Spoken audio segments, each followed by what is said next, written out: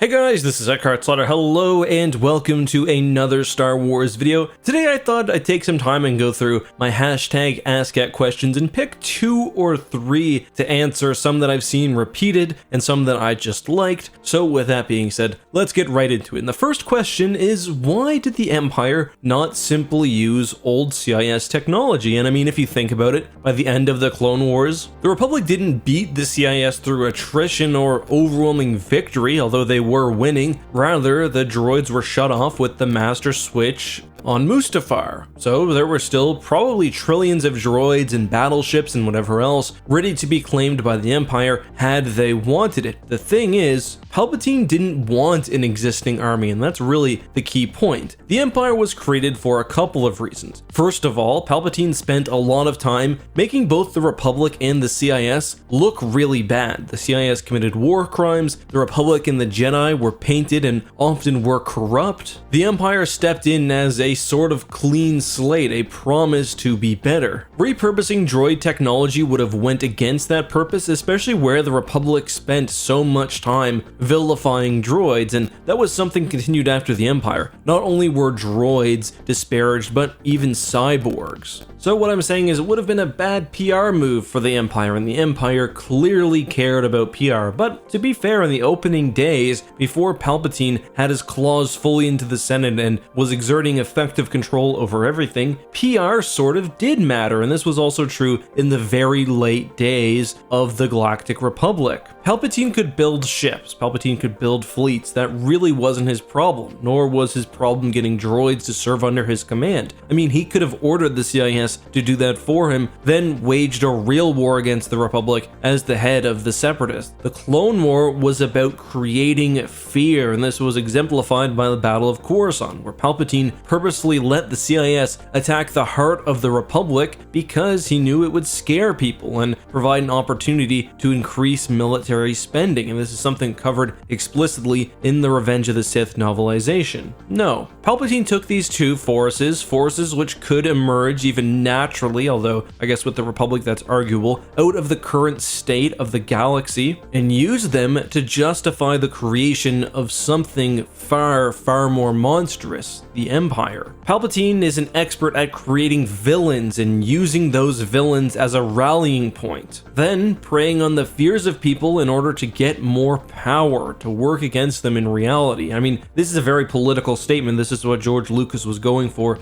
and this is what Palpatine perfectly exemplifies. So Palpatine shows the Republic that there can be a massive civil war, then he uses that as justification to create a new Imperial Starfleet, to create a new government structure, and basically to assert control over the galaxy without anybody really noticing at first what he was doing. And this wasn't the only time that Palpatine did this. Palpatine would vilify other things. Had he still been around when the Yuuzhan Vong invaded, Palpatine would have used the Yuuzhan Vong as an excuse to build more super weapons. In the Revenge of the Sith cross-section book, we learn that Palpatine used the threat of marauders from outside the galaxy, perhaps the Toph, to justify increased production of very heavily armed warships. So why didn't Palpatine use the CIS and its assets that were available? Well, if anything, that would have weakened his cause because, as I explained, Palpatine had spent time vilifying the CIS and presenting the Empire as an alternative, and also because the threat from outside or from civil war was really one of the main things that was driving any public support behind massive expansion of the Imperial military and the increasing control Palpatine personally was exerting over the galaxy. So it would have actually been a negative thing. Practically, I guess at the point where Palpatine had built his 25,000 Star Destroyers and his Death Star and whatever else, maybe then he could have reactivated the CIS droids, but I'm guessing that a lot of them had already been scrapped or turned into something else, or to be frank, Palpatine didn't need that extra layer of complexity when he could just continue pumping out Star Destroyers. But that's just my opinion. Curious to hear what you guys think about that. By the way, in prior videos, I've also guessed that Palpatine liked having an organic army under his control because he could use the Force over them, either in battle meditation or directly over individuals, so I think that's also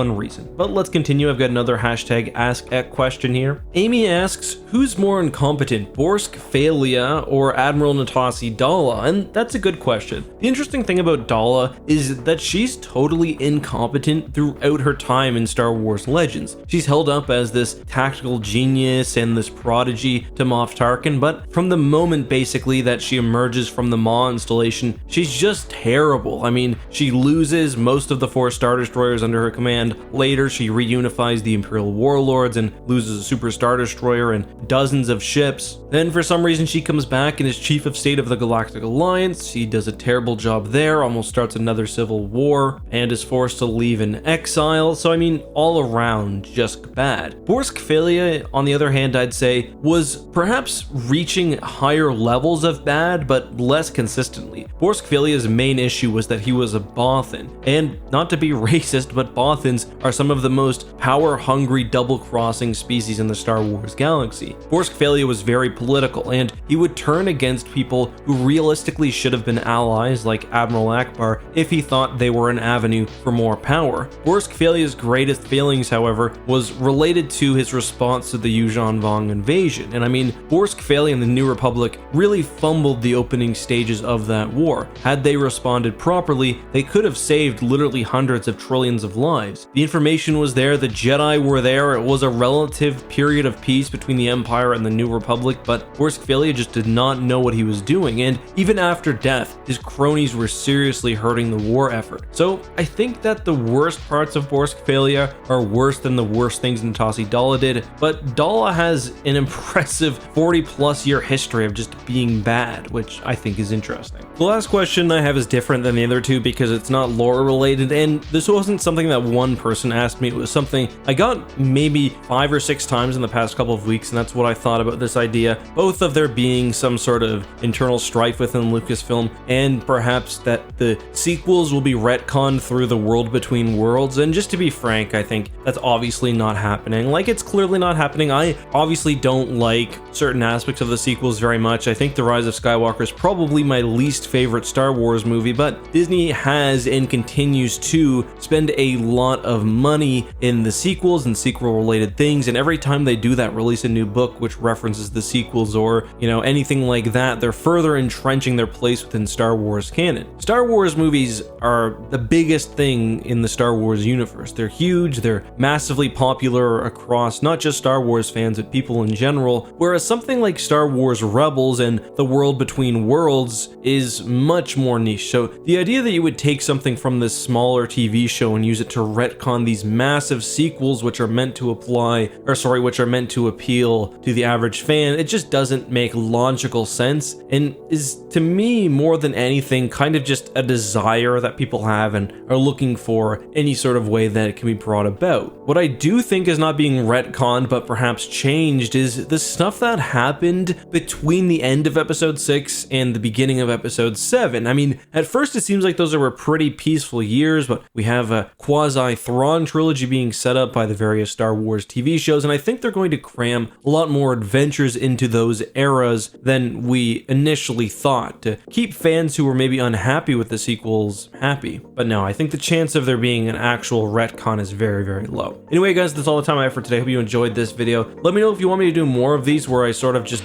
cover a bunch of questions, sort of like a Q&A, but definitely with one dominant focus. Till next time though guys, have a good one, be safe, and may the Force be with you.